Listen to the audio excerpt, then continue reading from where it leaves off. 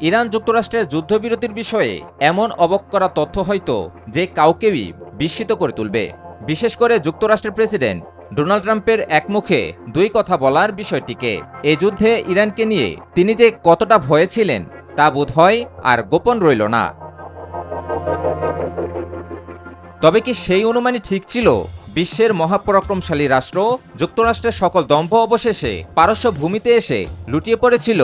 পারস্য ভূমির অটল মনোবল আর শক্তিশালী প্রতিরোধের কাছে নুয়ে পড়েছিল মার্কিন আধিপত্য। ইরান কি তবে প্রমাণ করে দেখিয়েছে প্রতিপক্ষ যত শক্তিশালী রাষ্ট্রই হোক না কেন, মাথা উঁচু করে, চোয়াল শক্ত করে, শত্রু চোখে চোখ রেখে বুক সোজা করে দাঁড়ালে তারা পরাজিত হতে বাধ্য।